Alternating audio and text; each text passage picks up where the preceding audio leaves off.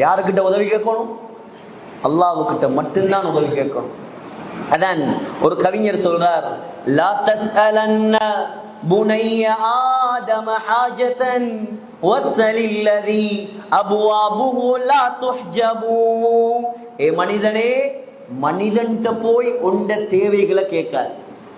நீ யார்கிட்ட கேட்கணும் தெரியுமா? அல்லாஹ்வுக்கிட்ட கை ஏந்தணும். ஏன் தெரியுமா?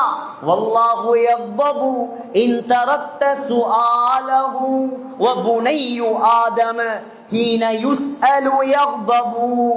அல்லாஹ் கிட்ட நீ கேட்கலாட்டி அல்லாஹ் கோவிப்பான்.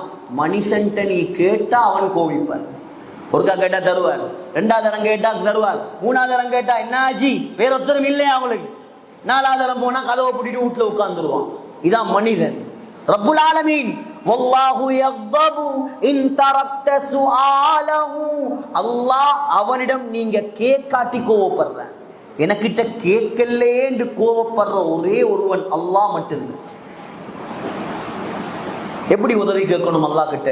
அல்லாஹ்வே சொல்லி தரா. நீங்க எப்படி தெரியுமா உதவி கேட்கணும்? வஸ்தஈனு பிஸ்ஸப்ரி வஸ்ஸலாம்.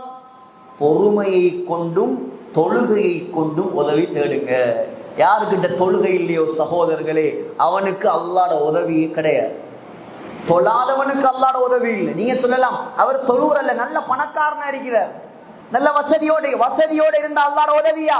அந்த வசதியை வச்சு அல்லாஹ் சோதிக்கிறான் அவனை. வசதி இருக்கிறது, அது அல்லாஹ்வோட உதவி அல்ல.